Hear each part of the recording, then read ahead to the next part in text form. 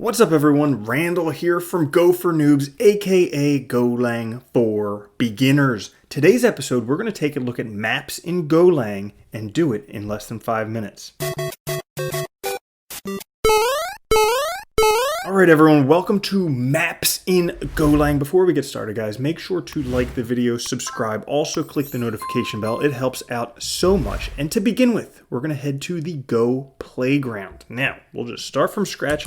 Basically, we're going to create a map. And how we'll do that is we will use the short declaration operator, and we're also going to use the make function. As you remember, make function is used in slices, channels, and maps. So we're going to create a map, and we're going to say make a map, and in square brackets, we're going to have, we'll say an int here, and then a string afterwards. Now, you can use any underlying value type here. If you need a refresher on that, there's a whole video on underlying value types, but you can use int, string, bool, float64. You can even use structs and different things in there. So this is going to make a map. Now, what we can do is we can print that map to see what that prints out. And when we print that, we basically get the null values for the map.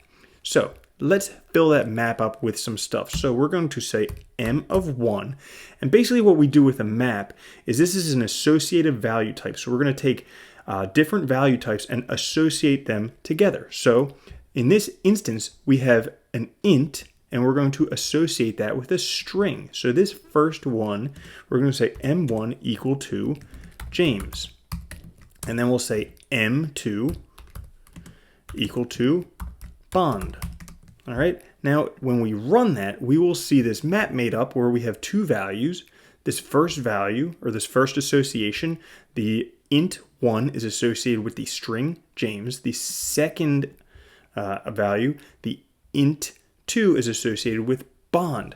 Now, this isn't the only way that we can make maps, because actually we can set the values initially. And when we do that, we don't use the make function, but what we would actually use is these curly braces, and we would say, well, we need an int associated with a string, so we have the int3, and then you use, I don't know if that's a colon or a semicolon, I guess that's a colon, but we would associate that with a string of miss. All right, and then comma to separate them. We would have 4 associate that with Moneypenny. All right, and then when we run that, as you can see down here, we have a map James Bond Miss Moneypenny. Now, some other interesting stuff that we can do is we can actually find the length of that map. And we use the len function that we've used before with strings. And when we do that, we see the length 4, and we can print out m as well, so we can just kind of see what it looks like there. And just so you can see the difference between when we initialize the map and when we add things to it, we'll put it up there as well to run it. So here we go. We have a map with a length of 2 that just has Miss and Moneypenny, and then we have a length of 4 that has James Bond and Miss Moneypenny.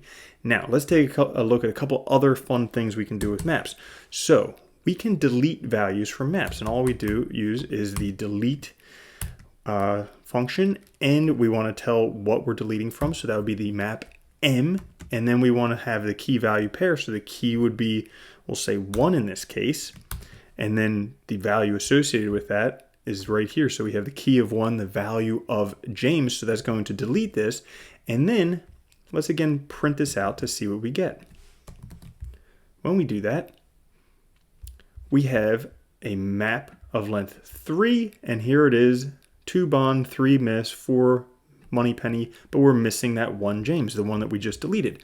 Now, what we can also do is we can check to see if something is in a map. And how we would use that, we can do this underscore OK equals M1.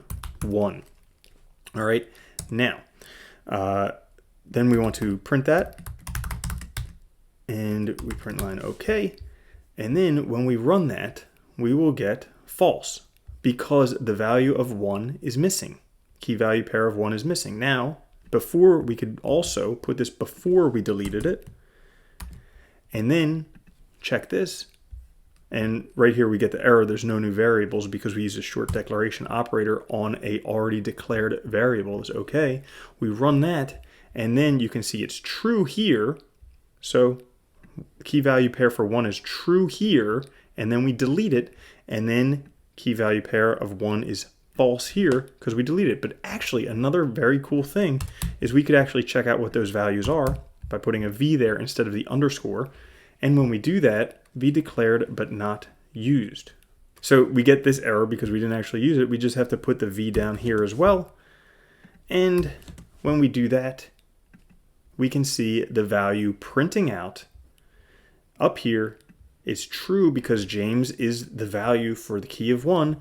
And then the second time it's false because it's empty because we deleted it. So that, in a nutshell, in 5 minutes, is maps in Go. And they're also called dicts or other things in other languages, hashes. So same type of thing, associated value pair. Guys, if you did enjoy that, make sure to like, subscribe, click the notification bell to find out when we're coming out with new content. And I'll catch you in the next video. Peace.